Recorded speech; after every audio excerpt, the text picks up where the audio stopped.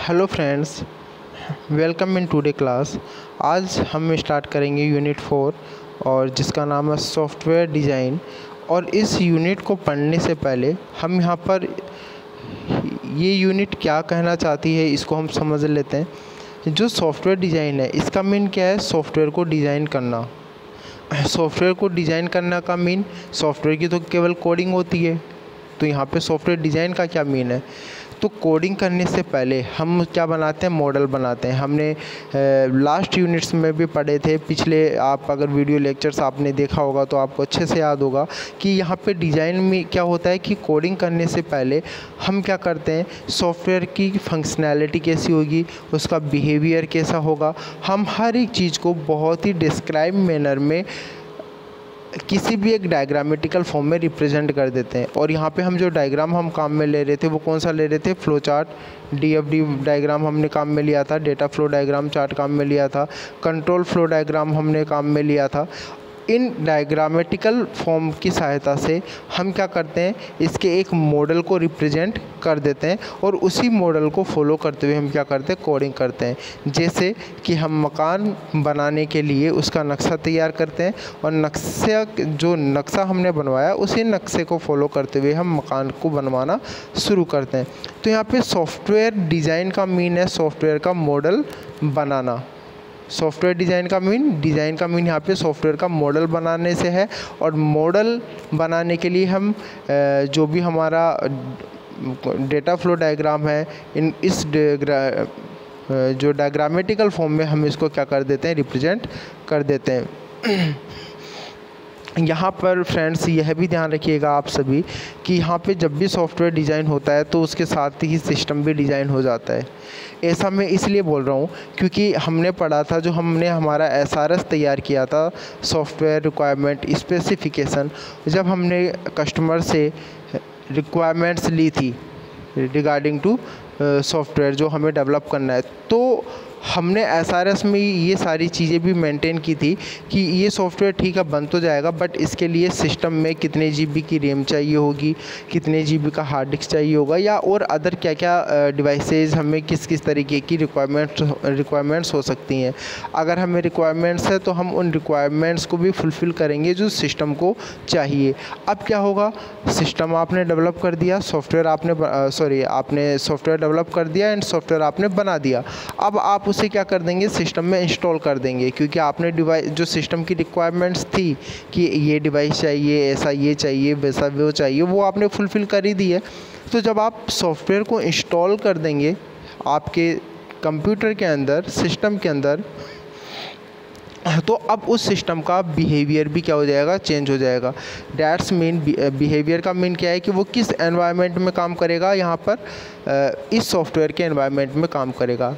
और एनवायरनमेंट का मीन कि ये सॉफ्टवेयर जो भी इंस्ट्रक्शंस इसको देती है वैसा वैसा ये काम करेगा। जैसे कि हम कभी हम घूमने जाते हैं तो हम उस जगह के अकॉर्डिंग बिहेव करते हैं। तो यहाँ पे भी जब ये इस सॉफ्टवेयर को जब हम इंस्टॉल करके इस पर काम करेंगे तो इसमें जो भी हमने इंस्ट्रक्शन दिए हैं बनाते समय, तो पूरा सिस्टम इसी सॉफ्टवेयर के अकॉर्डिंग वर्क करेगा। डैट्स मीन इसकी जो फंक्शनैलिटी है, जो इसका बिहेवियर है, जो इसका एनवायरनमेंट है, ये चेंज हो जाएगा सिस्टम का। तो अगर हम सॉफ्टवेयर डिज़ाइन कर रहे हैं तो कहीं ना कहीं हम सिस्टम में डिज़ाइन कर रहे हैं। और यहाँ पे सॉफ्टवेयर डिज़ाइन करने का मीन किससे? हमारा सॉफ्टवेयर का मॉडल बनाने से। और यहाँ पे आज जो हम टॉपिक डिस्कस करेंगे फ्रेंड्स, वो हमारा डिज़ाइन फंडामेंटल्स, कि जो हम सॉफ्टवेयर को डिज़ाइन करते हैं उसके फंडामेंटल्स मेनली कौन कौन से हैं। तो लेट्स स्टार्ट, शुरू करते हैं हम। Design is the process of applying various techniques and principles for the purpose of defining a device, a process और a system in sufficient detail to permit its physical realisation. देखिए friends, design क्या है? एक process है। Process ये, जैसे मैंने बताया कि हम क्या करते थे, डीएफडी डेटा फ्लो डायग्राम को काम में लेते हुए फंक्शनैलिटी को अलग शो कर रहे हैं हम, बिहेवियर को अलग शो कर रहे हैं हम, किसके? सॉफ्टवेयर को। ठीक है, तो यहाँ पे ये क्या है? डिज़ाइन एक क्या है? प्रोसेस है, जहाँ पर हम क्या करते हैं? अलग अलग टेक्निक्स को और अलग अलग प्रिंसिपल्स को हम यहाँ पर अप्लाई करते हैं। जो आप मॉडल बना रहे हो जो आप सॉफ्टवेयर डिज़ाइन कर रहे हो, डैट्स मीन जो आप मॉडल बना रहे हो, वो एक कैसा प्रोसेस है जहाँ पर आप अलग अलग टेक्निक्स को, अलग अलग टेक्निक्स के प्रिंसिपल्स को आप अप्लाई करते हो किस उद्देश्य के लिए, डिफाइनिंग ए डिवाइस को परिभाषित करने के लिए, यानी कि डिवाइस की फंक्शनैलिटी क्या होगी, डिवाइस का बिहेवियर कैसा होगा। ए प्रोसेस और ए सिस्टम, प्रोसेस, इसका प्रोसेस किस तरीके से हो रहा है, डेटा क्या फ्लो हो रहा है, डेटा इनपुट क्या आएगा, किस तरीके से डेटा पर प्रोसेस होगा, देन इसका आउटपुट क्या आएगा, in sufficient detail to permit its physical realisation. आवश्यक डिटेल्स के साथ हम क्या करते हैं, इसको परमिट भी करते हैं कि सिस्टम क्या कर सके, इसके खुद के जो फिजिकल कंपोनेंट हैं उसके साथ जो हमने सॉफ्टवेयर में इंस्ट्रक्शंस दिए हैं उस इंस्ट्रक्शंस को रिप्रेजेंट कर सके, डैट्स मीन उसी इंस्ट्रक्शंस के अनुसार काम को कर सके। तो इसलिए हम यहाँ पर कर रहे हैं कि with sufficient detail to permit its physical realisation, कि ये अपने जो फिजिकल रियलाइजेशन है, जो इसका जो हार्डवेयर जो रिप्रेजेंटेशन है, हार्डवेयर इस सॉफ्टवेयर के इंस्ट्रक्शंस के साथ अपना रिप्रेजेंटेशन दे सके। यहाँ पे जो designers goal is to produce a model और representation of an entity that will later be built.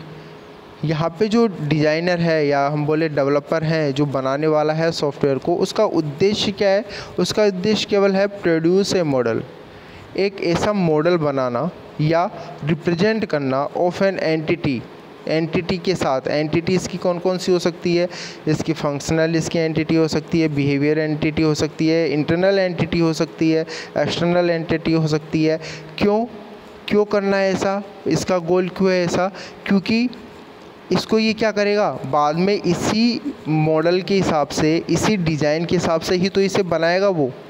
तो आप जैसे कि हम एग्जांपल शुरू से डिस्कस करते आ रहे हैं उसी को यहाँ पर हम लेते हैं। मकान में जब मकान के नक्शे के अकॉर्डिंग जब आप बना रहे हो तो वहाँ पे जैसे पाइप फिटिंग कहाँ से होनी है, इलेक्ट्रिकल फिटिंग्स कहाँ से होनी है, ये क्या हो गई, इनकी एंटिटी हो गई, ठीक है। तो इन सबको भी तो हमें बताना पड़ेगा ना अंदर की। अगर आप ड्राइंग रूम बना रहे हैं तो ड्राइंग रूम की जो ड्राइंग है, जो नक्शा है ड्राइंग रूम का, उसमें ये चीज़ें बतानी पड़ेंगी, क्योंकि आप उसी नक्शे के अकॉर्डिंग तो मकान बनाओगे। अगर आपने उस नक्शे में ही कमी छोड़ दी और अब आप क्या कर रहे हो, नक्शे को फॉलो करते हुए ही अपने मकान का कंस्ट्रक्शन स्टार्ट करवा दिया और मकान बनवा रहे हो, तो पक्की बात है जब नक्शे में ही कमी है तो वहाँ पे तो कमी आनी है। तो यहाँ पर डिज़ाइनर का गोल यही होता है कि एक ऐसा मॉडल बनाना या रिप्रेजेंट करना एंटिटी के साथ में जिसको आप बाद में बनाने वाले हैं। तो जो आप बाद में बनाने वाले हैं उसको आप पहले ही देख पा रहे हैं डायग्रामेटिकल फॉर्म में फ्रॉम इट्स मॉडल या इसके डिज़ाइन के द्वारा। तो आप जब पहले ही डिज़ाइन बना रहे हैं तो यहाँ पे क्या कॉम्प्लेक्सिटी हो सकती है, क्या इश्यूज हो सकते हैं, कौन कौन सी मेजर प्रॉब्लम या कौन कौन सी माइनर प्रॉब्लम को आपको फेस करना पड़ सकता है, वो सारी डिफ़िकल्टीज़ आपके सामने आ जाती हैं। आप यहाँ पर क्या कर सकते हैं, उन सारी प्रॉब्लम्स को शॉर्ट आउट करते हुए एक परफेक्ट मॉडल बना सकते हैं, जिससे कि उस मॉडल को फॉलो करते हुए जब आप सॉफ्टवेयर बनाएंगे देन फाइनली वो सॉफ्टवेयर बहुत ही इफ़ेक्टिव बनेगा और बहुत ही यूज़र फ्रेंडली भी बनेगा। सॉफ्टवेयर डिज़ाइन, देखिए फ्रेंड क्या है software design. Software design is a process. क्या है सॉफ्टवेयर डिज़ाइन, डिज़ाइन का मीन मैंने आपको बता ही दिया कि मॉडल से है। तो सॉफ्टवेयर डिज़ाइन क्या है, एक प्रोसेस है ऑफ प्रॉब्लम सॉल्विंग, किसका, प्रॉब्लम को सॉल्व करने का। क्योंकि आप अगर डिज़ाइन कर रहे हैं, अगर आप सॉफ्टवेयर बनाने से पहले उसका मॉडल बना रहे हैं, उसका नक्शा बना रहे हैं, तो जो भी डिफ़िकल्टीज़ आप आ सकती हैं वो आपके सामने पहले ही आ जाएंगी। तो आप क्या कर पाओगे, उनको शॉर्ट आउट कर पाओगे, उनका सॉल्यूशंस दे पाओगे। तो जिससे ये क्या एक प्रोसेस है ऑफ प्रॉब्लम सॉल्विंग, प्रॉब्लम को सॉल्व करने का, and planning for a software solution, या हम बोल सकते हैं एक प्लान भी है ये कि सॉफ्टवेयर का हम जो भी इसकी प्रॉब्लम्स है उसका सॉल्यूशन कैसे किया जाए। क्योंकि आप क्या करते हो, प्लान का मीन यहाँ पे क्या है, जैसे कि आपको क्या करनी है, अपने एग्ज़ाम्स की तैयारी करनी है and you have only 2 months, then आप क्या करेंगे 2 मंथ के अकॉर्डिंग आप प्लान करेंगे कि मुझे अच्छी स्कोरिंग के लिए इस तरीके से प्रिपरेशन करनी है, आप एक अच्छी स्ट्रेटजी प्लान करेंगे। बट आपको पता है कि बीच में आपके भाई की या बहन की किसी की शादी भी है, तो अब वो क्या आ गई, आपके लिए डिफ़िकल्टी आ गई। क्योंकि डिफ़िकल्टी का मेन यहाँ पे क्या हुआ, क्योंकि वो एक टाइम कंज्यूमिंग प्रोसेस हो गया, डिस्टर्बिंग एक प्रोसेस हो गया। तो आप क्या करेंगे, आप अगर 2 महीने पहले ही प्लान कर रहे हैं तो आपको पता होगा कि 20 दिन के बाद में मेरे भाई की या बहन की शादी है, तो आप वहाँ पे जो समय आपका जाने वाला है शादी में, उस समय को देखते हुए आप अपनी जो प्लानिंग कर रहे हैं उस प्लानिंग को बेटर बना सकते हैं कि वहाँ मेरा जो समय जा रहा है उसको मुझे किस तरीके से आगे यूटिलाइज करना है, कहाँ पे मुझे ज़्यादा टाइम देना है, कब मैं ज़्यादा फ्री रहूँगा, कब से मैं बिजी रहूँगा। तो इस तरीके से जब हम सॉफ्टवेयर को डिज़ाइन करते समय पहले से ही प्लान बना लेते हैं तो क्या प्रॉब्लम्स आ सकती हैं, कितनी छोटी हो सकती है, कितनी बड़ी हो सकती है, वो सभी हमें यहाँ पे मिल जाती हैं, तो हम उनका सॉल्यूशंस निकाल सकते हैं। Design is the creative process, और डिज़ाइन ये कैसा होता है, क्रिएटिव प्रोसेस होता है। देखिए फ्रेंड्स, मैंने आपको बोला कि ये जो काम होता है डिज़ाइन करने का, सॉफ्टवेयर को सॉफ्टवेयर की मॉडलिंग करने का या सॉफ्टवेयर को डिज़ाइन करने का, ये काम एक एक्सपर्ट डेवलपर ही करता है या एक्सपर्ट डिज़ाइनर ही करता है। क्योंकि जो एक एक्सपर्ट डेवलपर होगा वो कैसा होगा, क्रिएटिव होगा, उसकी प्रैक्टिस ने उसको क्रिएटिव बनाया हुआ होगा। इस सेंटेंस को समझाने से पहले मैं एग्जांपल्स अगर ले लूँ कि जैसे कि मान लीजिए कि आपने क्या किया, 2 महीने बाद आपकी एग्ज़ाम है, आप प्लान तैयार कर रहे हो कि मुझे किस तरीके से अच्छी स्कोरिंग करनी है, 20 दिन के बाद में आपके घर में शादी भी है। अब आप क्या कर रहे हो, प्लान तो तैयार कर रहे हो, लेकिन आपका माइंड उतना क्रिएटिव नहीं है। आपने क्या किया कि प्लान तो बनाया, लेकिन जो प्लान बनाया उसमें खुद अपने आप में कमियां थी। वो जो प्लान था वो खुद आपका उसमें टाइम वेस्टर्स एक्टिविटीज़ भरी पड़ी थी। अब अगर आप उस प्लान को इम्प्लीमेंट करोगे अपने ऊपर, तो आप उस स्कोरिंग तक पहुंच पाओगे क्या जिसके लिए प्लान किया आपने? बिल्कुल नहीं। इसके लिए आपको क्या करना पड़ेगा, एक इफ़ेक्टिव मैनर में, एक अच्छी स्ट्रैटेजी के साथ में, एक क्रिएटिव माइंड के साथ में आपको प्लान करना पड़ेगा। तब जा कर के अगर आपका बीच में 10 दिन, 15 दिन, 20 दिन का टाइम भी ख़राब हो रहा है अगर आपका, तो आप उस टाइम को भी यूटिलाइज कर लोगे। और अगर क्रिएटिव माइंड के साथ आपने बनाया है तो आप उस प्लान को फॉलो करते हुए अपने गोल को अचीव कर सकते हो। तो यहाँ पे design is the creative process, ये क्रिएटिव प्रोसेस होता है जहाँ पे क्या होता है, transforming the problem into A solution, जहाँ पे प्रॉब्लम्स को किसी भी प्रॉब्लम को कहाँ ट्रांसफॉर्म किया जाता है या किसी भी प्रॉब्लम का क्या निकाला जाता है, सॉल्यूशन निकाला जाता है। The description of A solution is also called design. आप पूरे दिन भर में सुबह उठने से रात को सोने तक आप अगर किस समय क्या क्या कर रहे हो, अगर उसको एक पेपर पे आप लिख लो या उसको डायग्रामेटिकल फॉर्म में रिप्रेजेंट कर लो, तो आप उसे क्या बोलोगे, शेड्यूल, कि मेरा शेड्यूल है पर डे का। या आप उसे बोलोगे ये मेरा टाइम टेबल है, मैं इस टाइम टेबल को फॉलो करता हूँ, हर दिन इस टाइम टेबल के अकॉर्डिंग ही काम करता हूँ। तो वहाँ पे आपका क्या है, उसके अंदर पेपर में हर दिन का सुबह उठने से शाम को सोने तक का हर टाइम का, कि किस टाइम में आपको क्या करना है, वो पूरा उसका डिस्क्रिप्शन है। तो यहाँ पे भी अगर सॉफ्टवेयर के सॉल्यूशंस का डिस्क्रिप्शन दे दिया जाए डायग्रामेटिकल फॉर्म में, data flow models, data flow diagram को काम में लेते हुए, तो ये हमारा क्या कहलाएगा, यही हमारा डिज़ाइन कहलाएगा। इसको फ्रेंड्स आप ये जो आपकी स्क्रीन पे दिख रहा है इमेज, इससे भी आप समझ सकते हैं। इसको मैं आपको और बेटर समझाने के लिए पेन यूज ले लेता हूँ। आप देखिए फ्रेंड्स, यहाँ पे आप क्या कर रहे हैं, डिज़ाइन कर रहे हैं। किसको डिज़ाइन कर रहे हैं, सॉफ्टवेयर को डिज़ाइन कर रहे हैं। आप इसके फंक्शनल जो मॉडल्स है इसको भी डिज़ाइन करोगे और इसके साथ मर्ज करोगे। डैट्स मीन आप डिज़ाइन करते समय ध्यान रखोगे फंक्शनल मॉडल का, इस सॉफ्टवेयर का बिहेवियर कैसा होगा, इसको भी डिज़ाइन कर रहे हो। या अदर रिक्वायरमेंट्स क्या क्या हो सकती है, आप इसको भी क्या कर रहे हो, डिज़ाइन कर रहे हो। मैंने पहले ही आपको कहा था, मैंने क्या कहा था, अगर लास्ट आपने मेरे लेक्चर्स पढ़े होंगे तो वहाँ पे हमने कंसेप्ट पढ़े थे। वहाँ पे क्लियरली हमने समझा था कि जब भी हम सॉफ्टवेयर डिज़ाइनिंग करते हैं, मॉडल बनाते हैं, तो हर एक चीज़ को बहुत ही डिस्क्राइब मैनर में हम एक्सप्लेन करते हैं, ताकि छोटी से छोटी प्रॉब्लम्स भी हमें पॉइंट हो जाए और हम उसे शॉर्ट आउट कर पाएँ। तो यहाँ पे हमने क्या किया, हमने डिज़ाइन करते समय इन तीनों पॉइंट ऑफ व्यू को ध्यान में रखते हुए डिज़ाइन किया। अब आपका जब मॉडल तैयार हो गया तो आप क्या करोगे, उसके अकॉर्डिंग डेटा का डिज़ाइन करना शुरू कर दोगे, उसके अनुसार इसका आर्किटेक्चर डिज़ाइन करना शुरू कर दोगे, प्रोसीड्यूर डिज़ाइन करना इसका शुरू कर दोगे। डेट्स मीन यहाँ पे आपकी क्या हो जाती है, कोडिंग हो जाती है। कोडिंग हो गई, डेट्स मीन आपका क्या हो गया, प्रोग्राम बन गया।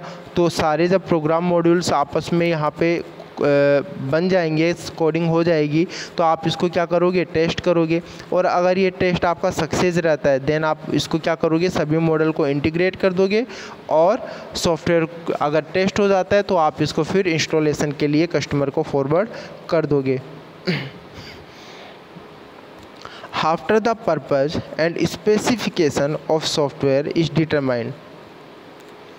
After the purpose and specification, इसका उद्देश्य, जो इसका उद्देश्य है और जो स्पेसिफिकेशन है, इसके बाद जब सॉफ्टवेयर को डिटरमाइन कर लिया जाता है, समझ लिया जाता है, सॉफ्टवेयर डेवलपर विल डिज़ाइन और recruit designers to develop a plan for a solution. तो यहाँ पे जो सॉफ्टवेयर डेवलपर्स होते हैं वो क्या करते हैं यहाँ पर कि डिज़ाइनर्स को इसके सॉल्यूशंस के प्लान को बनाने के लिए कहते हैं। जो कि वो डेवलपर्स होते हैं वो इसमें क्या क्या इंक्लूड कर लेते हैं, low level components and algorithm, implementation issues as well as the architectural view. तो यहाँ पर क्या होता है, जब एक बार इसके जो क्या उद्देश्य है, इसका क्या स्पेसिफिकेशन है, जब किसी भी सॉफ्टवेयर को, जो भी आप सॉफ्टवेयर बनाना चाह रहे हो, जब उस सॉफ्टवेयर का उद्देश्य या उसका स्पेसिफिकेशन जब आपके द्वारा एज ए डेवलपर समझ लिया जाता है, तो उसके बाद उसके सॉल्यूशंस के लिए, यानी मॉडल बनाने के लिए या मॉडल बनाते समय आने वाली प्रॉब्लम्स को सॉल्व करते हुए मॉडल बनाने के लिए डेवलपर उस पर काम करता है, जहाँ पे वो क्या क्या इंक्लूड कर लेता है, लो लेवल के कंपोनेंट्स और उसके एल्गोरिदम, इम्प्लीमेंटेशन, अगर कोई इश्यूज आते हैं तो उसको भी वो सॉल्व करते हुए इम्प्लीमेंट करता है। और जो भी आर्किटेक्चरल व्यू है, आर्किटेक्ट व्यू के पॉइंट ऑफ व्यू से अगर हम देखें तो जो भी यहाँ पे इश्यूज़ हैं, उन सब इश्यूज़ के सॉल्यूशंस को यहाँ पे निकालते हुए एक डिज़ाइनर एक परफेक्ट मॉडल यहाँ पे प्लान कर लेता है। नेक्स्ट है हमारा analysis and design model. After analysing and specifying all the requirements, the process of software design starts।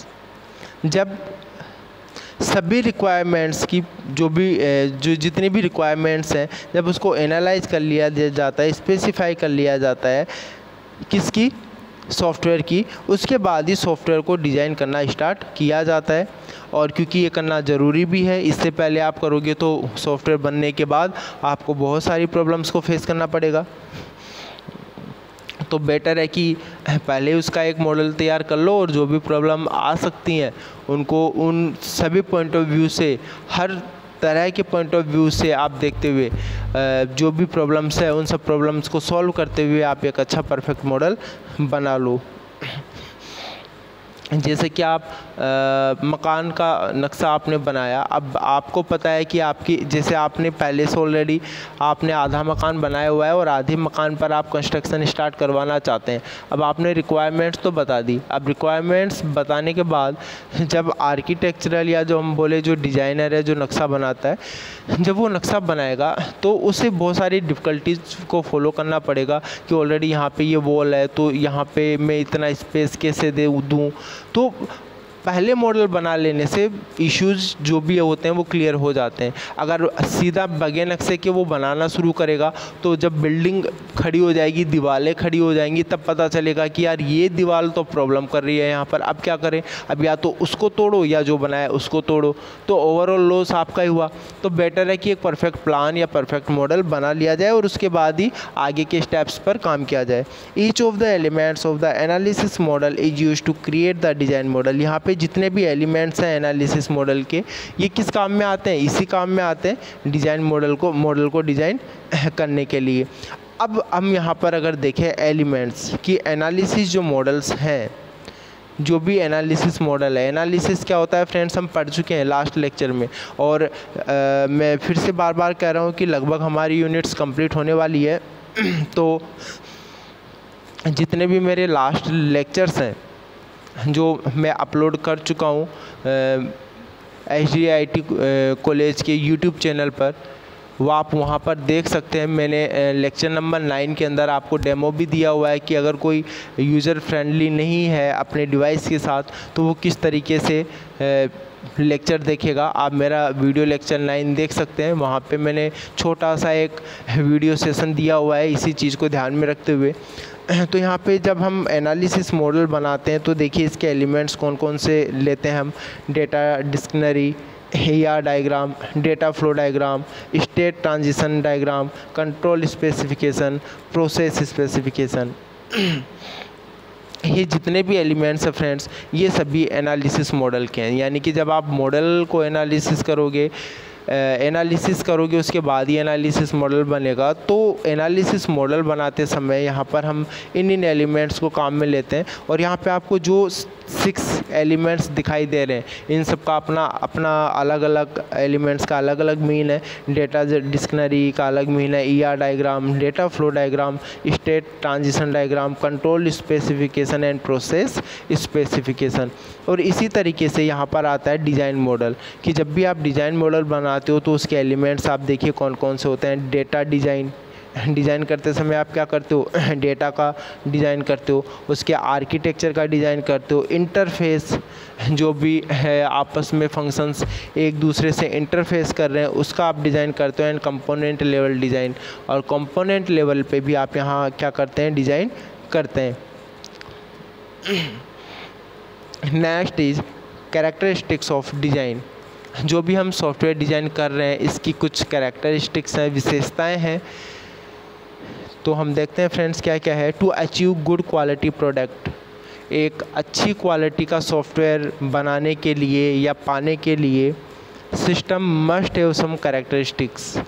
किसी भी सिस्टम को कुछ कैरेक्टरिस्टिक्स हैं जिनका, इन कैरेक्टरिस्टिक्स का होना बहुत ही आवश्यक है। अगर आपने इन कैरेक्टरिस्टिक्स को ध्यान में रखा है then you will get a good quality product. Otherwise आपको बहुत सारे प्रॉब्लम्स को क्या करना पड़ेगा, फेस करना पड़ेगा, और आपका प्रोडक्ट भी क्या होगा, अच्छा नहीं होगा, यूज़र फ्रेंडली नहीं होगा, हाँ बहुत सारे इश्यूज़ से भरा पड़ा होगा। और इश्यूज़ होंगे तो सीधी सी बात है कि उसमें एरर होगा ही होगा। तो आपके प्रोडक्ट की सेल तो होगी भी नहीं, साथ ही साथ आपकी इमेज ख़राब होगी जो अलग। तो एज ए डेवलपर ऐसा नहीं होना चाहिए। तो यहाँ पे जब आप कोई भी प्रोडक्ट को यहाँ पे बना रहे हो, बनाने से पहले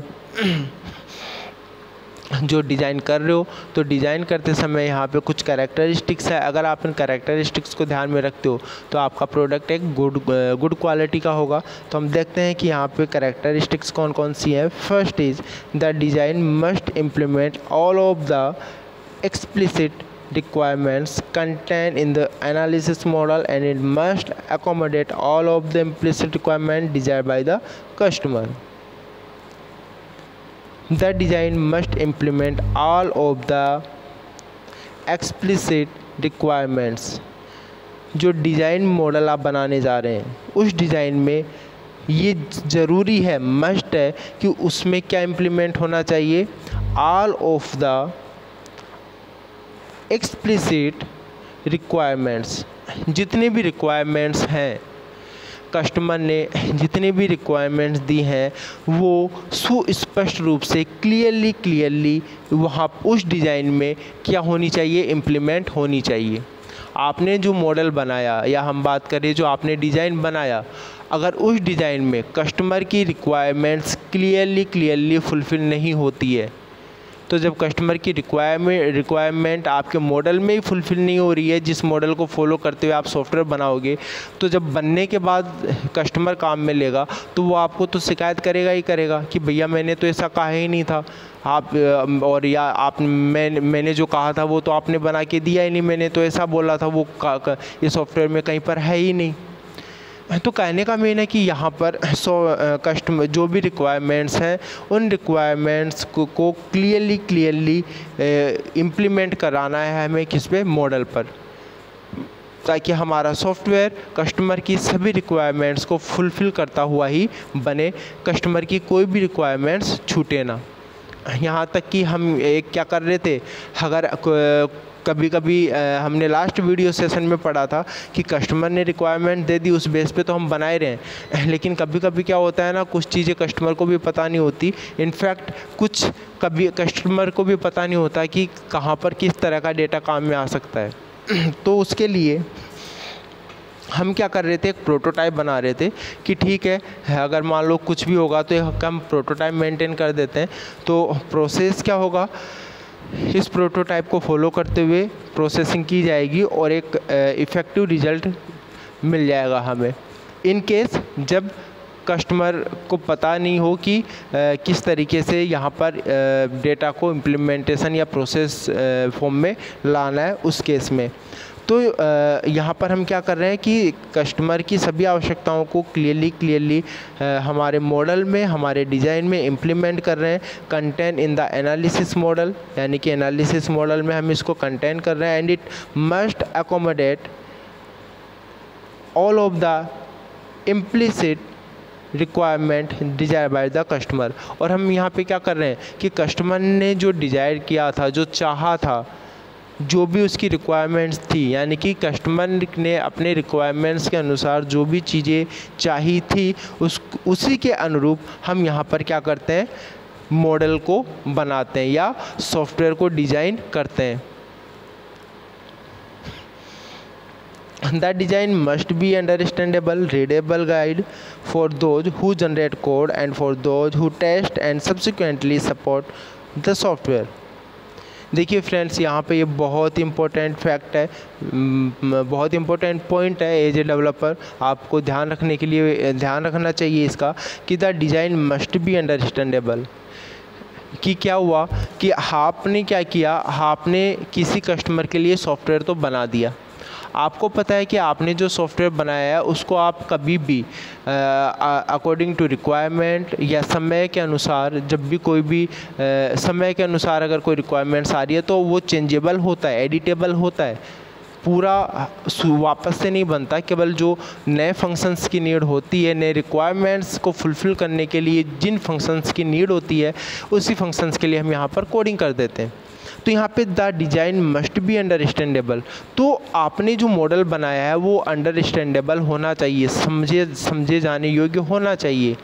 क्योंकि अगर मान लो नेक्स्ट टाइम 5 साल बाद, 10 साल बाद अगर कस्टमर को उस सॉफ्टवेयर में किसी भी तरीके के सुधार करने की ज़रूरत पड़ती है, और अगर किसी भी तरीके से, क्योंकि 5 साल 10 साल एक बहुत लंबा समय हो गया, और मान लो आप उस कस्टमर के कांटेक्ट में नहीं हो, या कस्टमर आपके कांटेक्ट में नहीं है, या आप दोनों के पास एक दूसरे के कांटेक्ट करने का कोई ऑप्शन नहीं है, तो कस्टमर किसी दूसरे डेवलपर के पास में जाएगा और उसे बताएगा कि भैया मेरा ऐसा ये सॉफ्टवेयर है, ऐसा ऐसा काम करता है, अब मुझे ये चीज़ चाहिए। तो अब कोई दूसरा डेवलपर उसकी रिक्वायरमेंट को क्या करेगा, उस सॉफ्टवेयर में पूरा करेगा। अब बनाया किसने, आपने बनाया, अब पूरा कौन कर रहा है, कोई दूसरा डेवलपर पूरा कर रहा है। लेकिन आपने जो मॉडल बना के दिया है उसमें वो कैसा है, बहुत ही ईजिली है, बहुत ही ईजी वे में अंडरस्टैंडेबल है। तो वो क्या होगा, अगला जो दूसरा डेवलपर है वो समझ जाएगा, तो वो किस तरीके से उसे ऐड करना है, उस फंक्शंस को बहुत ही ईजिली वो क्या कर सकता है, उसमें ऐड कर सकता है। इसीलिए हम कह रहे हैं कि the design must be understandable. आपने जो मॉडल बना रहे हो, आप जो डिज़ाइन कर रहे हो वो कैसा होना चाहिए, समझे जाने योग्य होना चाहिए, रीडेबल होना चाहिए, पढ़े जाने योग्य होना चाहिए, गाइड फॉर दोज, और उन लोगों को ये गाइड करे मॉडल, किन लोगों को, हु जनरेट कोड, जो कोड को जनरेट करते हैं, एंड फॉर दोज, और उन लोगों में कौन, who test and subsequently support the software, जो इस सॉफ्टवेयर को टेस्ट करते हैं और इस सॉफ्टवेयर को सपोर्ट करते हैं। डैट्स मीन एक सॉफ्टवेयर को बनाने के लिए हमें डेवलपर की ज़रूरत होती है जो मॉडल तैयार करता है, एक प्रोग्रामर की ज़रूरत होती है जो उसकी प्रोग्रामिंग करता है, प्रोग्रामिंग करने के बाद में उसके अंदर अगर फिर उसको टेस्ट किया जाता है, और फिर अगर इन फ्यूचर किसी भी कोई भी प्रॉब्लम आती है तो उसको रिलेटेड सपोर्ट भी दिया जाता है डेवलपर टीम के द्वारा। तो ये काम, अब ये पूरा की पूरा काम एक पर्सन के द्वारा कर पाना पॉसिबल नहीं है।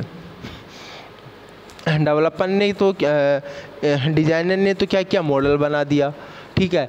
अब ठीक है, कोडिंग वो कर देगा, बट कोडिंग के बाद भी अगर वो बार बार कॉल करके उससे पूछता रहे कि भैया इसमें ये कैसे होगा, कैसे नहीं होगा, तो ये चीज़ डेवलपर के लिए कर पाना बहुत मुश्किल है।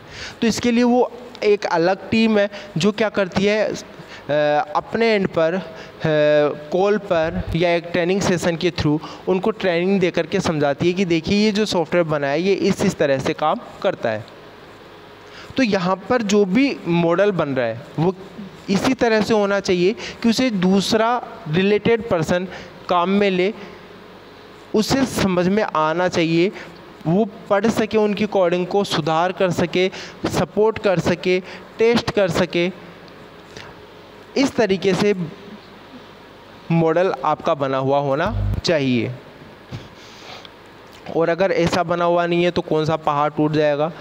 पहाड़ तो नहीं टूटेगा, बट होगा क्या कि कस्टमर के लिए ये एक एक्सपेंसिव और बहुत ही लॉस वाला काम हो जाएगा, क्योंकि अगर आपने इस तरीके के कैरेक्टरिस्टिक्स को फॉलो करते हुए नहीं किया है और अगर आप कांटेक्ट नहीं हो पाता है और 5 या 10 साल बाद अगर कस्टमर किसी दूसरे डेवलपर के पास जाके किसी भी रिक्वायरमेंट्स को ऐड करने के लिए कहता है और अगर वो डेवलपर आपकी कोडिंग को, आपके मॉडल को नहीं समझ पाता है तो वो उसमें नहीं कर पाएगा सुधार, उसको वापस से ही उसके लिए उस फंक्शंस, उस रिक्वायरमेंट को फुलफ़िल करते हुए वापस से ही बनाना पड़ेगा। तो यहाँ पर कस्टमर के लिए ये प्रॉब्लम हो जाएगी। नेक्स्ट है हमारा, the design should provide a complete picture of the software. यहाँ पे जो डिज़ाइन होती है, जो मॉडल होता है,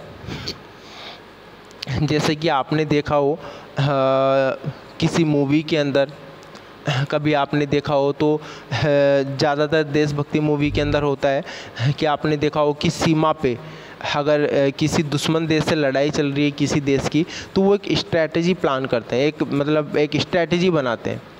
और वो सीमा पर जहाँ कहाँ पहाड़ है, कहाँ नदी है, कहाँ पे पुल है, उसका एक मॉडल एक कमरे में होता है,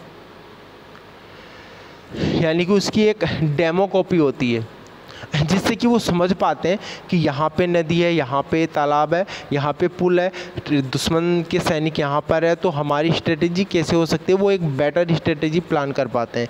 तो जो यहाँ पे मॉडल बन रहा है ये भी कैसा होना चाहिए, जो हमें एक कंप्लीट पिक्चर सॉफ्टवेयर की प्रोवाइड करे, कि सॉफ्टवेयर बनने से पहले, जैसे कि मकान का नक्शा एग्जांपल हम बात कर रहे थे मकान के नक्शे की।